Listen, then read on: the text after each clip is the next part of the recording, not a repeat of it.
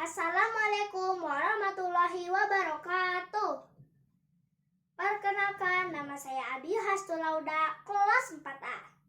Izinkan pada kesempatan kali ini, saya akan mempresentasikan sebuah buku yang berjudul Sayembara Pandai Tidur, karya Leni M.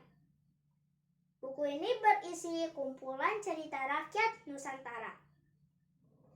Cerita rakyat merupakan suatu kisah yang diwariskan secara lisan dari satu generasi ke generasi berikutnya. Dari cerita tersebut, kita dapat mengambil teladan dan manfaat yang terkandung di dalamnya. Ada 13 cerita di dalam buku ini yang berasal dari berbagai daerah di Nusantara. Dan salah satunya yang akan saya presentasikan adalah cerita tentang kera dan kura-kura yang merupakan cerita rakyat Nusa Tenggara Barat. Ibu guru dan teman-teman yang saya hormati, dalam buku ini diceritakan tentang seekor kera dan kura-kura yang bersahabat. Kera bersahabat dengan kura-kura dengan alasan jika mereka pergi kemana-mana, kera selalu duduk di atas tempurungnya kura-kura.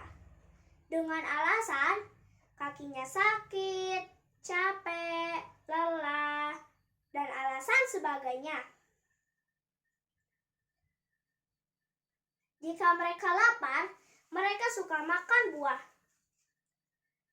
Karena kura-kura tidak bisa memanjat pohon, yang memanjat pohon adalah sang kera. Kera ketika sudah sampai di pohon, dia hanya memikirkan diri sendiri. Dan ketika beres makan, dia baru mengingat temannya.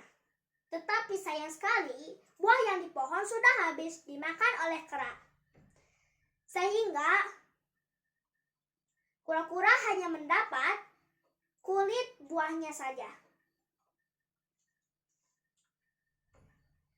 Karena kura-kura tidak bisa melawannya, kura-kura hanya bisa berpasrah kepada Tuhan yang Maha Kuasa dan berdoa semua perbuatan kera ada balasannya.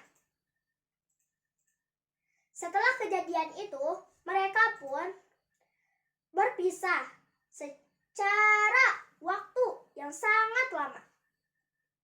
Ketika musim kemarau tiba,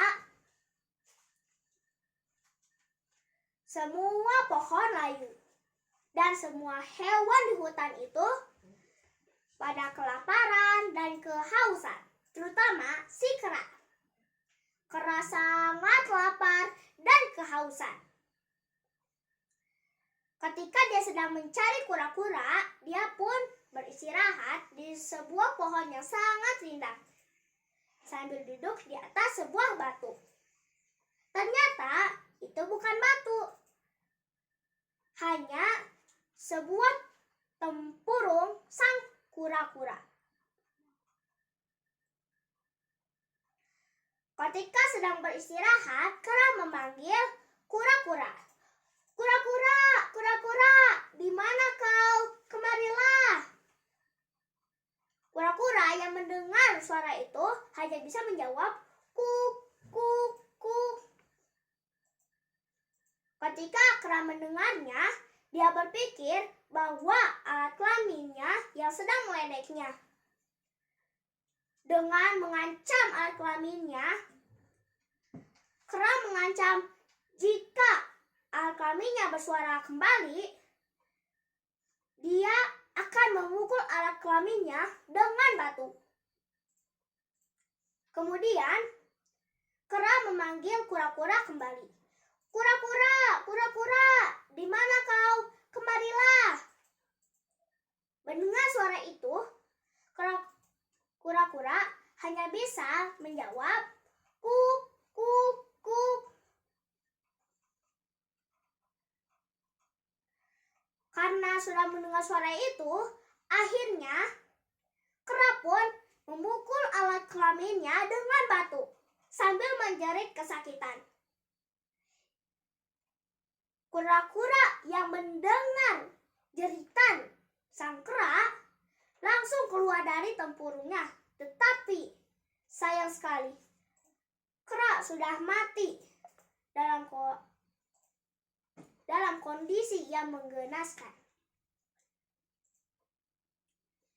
Ibu guru dan teman-teman yang saya hormati, demikian cerita tentang kera dan kura-kura yang ada di dalam buku ini.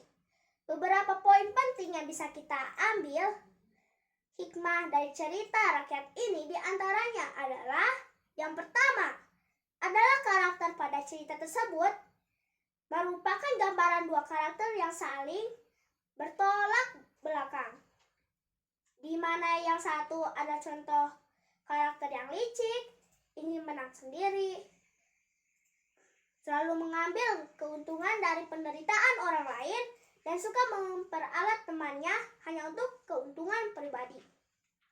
Dan karakter yang satu lagi merupakan contoh sifat orang yang sabar dalam menghadapi setiap permasalahan dalam hidupnya, tetap menghormati pertemanan dan selalu berpikiran positif. Hikmah yang kedua adalah bahwa sabar dan tawakal adalah solusi dalam menghadapi setiap permasalahan dalam hidup. Dan hikmah yang ketiga, setiap amal perbuatan pasti ada balasannya. Demikian yang bisa saya sampaikan. Mohon maaf atas segala kekurangan. Semoga ada manfaatnya. Billahi fi sabilillah. Wassalamualaikum warahmatullahi wabarakatuh.